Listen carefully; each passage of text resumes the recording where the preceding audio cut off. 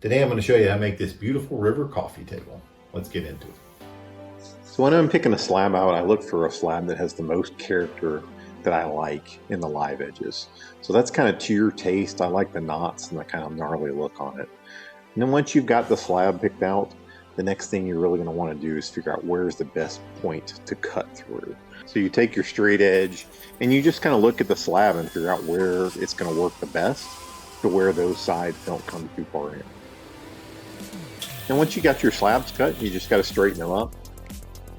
The miter saw was big enough to cut the edges, and I could flip it and do a straight edge on it without an issue. And then on these sides, it did have some burn marks from the table saw. I tried using the table saw on it just to see how good the cut was. The cut was really good and straight, but I did get a little bit of burn marks where it stuck a couple times just from binding. So real easy solution for that is just take a hand planer and plane it off. You can see it comes off pretty quick and easy here. And then finally, you're just going to put a straight edge on it, mark off any high spot, and just go back over it with the planer. You're not trying to get it perfect, but you're trying to get it as close as you can. Really love the grain on this. It really just came out. I love that edge grain on this. So I got the edges squared up now. These are all nice and tight. Basically both pieces are exactly the same as far as dimensions. The faces are smooth, everything, all the burn marks from the cut are planed away. So it's ready to go. Now I'm just gonna go ahead and make the frame. And then we'll pour the epoxy once I get the frame in. So for the mold frame, I ended up using 1x4s. Just wanted to try 1x4s versus the actual MDF, see if I could reuse them. Jury's still out on that one. I did tape them, but the epoxy seeped through some of the tape, so it's going to be kind of a nightmare to pull that off. We'll see. I should be able to chip it away and reuse them either way. At least I'll get one more use out of the other side. All right, so everything's set up. I put the frame in place, went ahead and just used furniture screws to go ahead and put this all in place. I fit the frame basically perfectly for the table. I did go ahead and caulk all the seams, and then I put tape along underneath it as well, and then also taped the sides of these. I'm gonna try to see if I can salvage these. They're 1x4s versus the MDF most people use. So I'm gonna go ahead and just do the initial coat on all of the inside with the brush. So I'm gonna mix some epoxy and then kind of brush that on, let that tack up, and then I'll be ready to do the pour.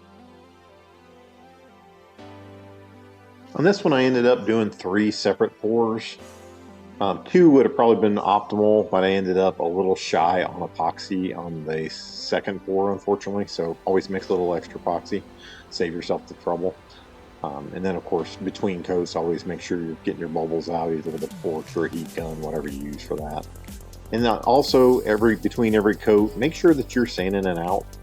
Go ahead and rough up the surface so it bonds properly, and then clean it as well with alcohol, just to make sure that all the debris is gone and that it'll actually bond really nicely to the next coat of epoxy.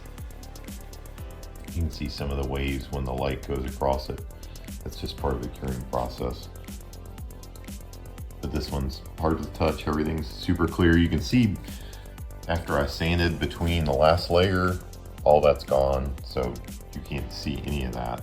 That just helped the bonding between the layers. Everything looks super good. You can still see completely through it, so it's still translucent. And just this time I got to mix up just enough to be the last coat, and trying not to flood it too much over the wood, so that way I don't have that much I have to take off once I get on the wood. So I might let this tack up and cure up a little bit before I pour it all in. Now the epoxy set up, it's just time to break everything down. So I'm just taking the screws out, breaking the frame away from the epoxy. It does bond a good bit to the sides, so you're just gonna have to gingerly beat on it on the sides a little bit, and then just knock that loose. You can use a rubber mallet or something soft. I was just hitting it with my hand, it was enough, because it didn't bond too terribly to the tape.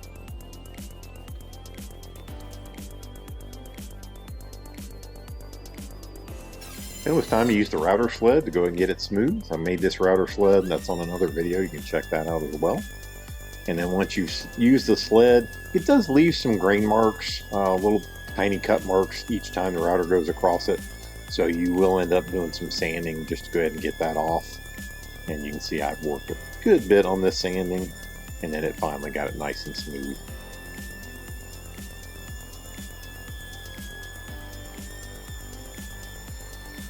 I worked on this a lot yesterday, just going ahead and sanding this down. I'm still using 80 grit right now because I was just trying to get the lines out of it. You can see now I did get all the lines out of it. So there's no more lines or any imperfections as far as like the router lines going across it. So now that that's done, I'm going to go ahead and move on to like 120 grit, and then I'll go to 220, and I'll just progressively go higher up. And once I get to the high enough finish, then I'll go ahead and just finish it out. But right now it looks pretty good. It's still a work in progress. It looks better than it did. There are a few little tiny imperfections in the epoxy. So stuff like that I'm gonna have to work on, just little tiny chips. I may actually have to put like a tiny bit of epoxy in some of this. I did have a small crack too in the wood that I may have to fill over here. So I may have to go ahead and do that just with a small amount of epoxy. The lines you see here are basically where you see the two different pores coming together. So now I'm gonna go ahead and just plane the sides, level up the sides, get them nice and smooth. Right now there's large pieces of epoxy. So to get that off, I went back to the planer and just planed the sides. Again, just take multiple passes. You're not trying to push a lot of material at any one time. You're just trying to slowly smooth it out so you get a nice straight edge. I did go ahead and buff out the epoxy with Meguiar's Plastic X. Just wanted to see what it looked like on the epoxy. And it did really bring out the luster. You can see the more I did it, the clearer it got. Really made it pop. Then I went ahead and drilled the holes for the threaded inserts, and these are basically for the legs. They have the screw threads in the center of them for the bolts. Okay guys, got the table done here. Everything's sanded down, got all the cracks filled. Final step here is gonna go ahead and put a finish on it. I'm gonna use Odie's oil on this. It's basically like a mixed paste you put on there. You're gonna buff it in or buff it into the wood grain, and then once it sets up, you buff it off and get all the final material off, or all the final oil off of it. It's gonna bring out the finish in the product, make it look really good, so the table's gonna look really good once it's done. That's the final phase I've gotta do. Gonna go ahead and put it on now. You can kind of see it's like a gooey gel. As I turn it, it's slowly sliding to that side. But just gotta mix it up first.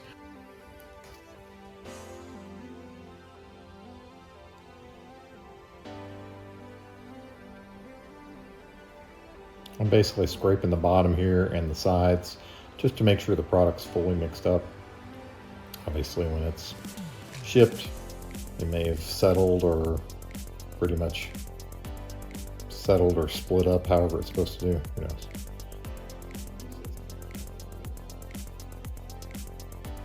I did up doing multiple coats on this. The first one absorbed in, and you can actually look for dry spots in the wood. So once you're doing this, just look for dry spots between coats. And if you see an area that seems where it absorbed and it's back to dry, go ahead and just recoat that. And that way you're assured of a good finish all the way around. I'm trying to show you here how it should look wet all the way across. That's mainly what you're looking for when you're applying your coats. The oil is just make sure the entire surface looks wet.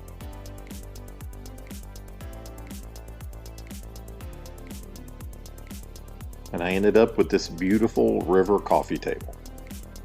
Really came out nice, satin finish across all of it. The epoxy and the wood, really beautiful. Hope you enjoyed the project, and I will see you on the next one.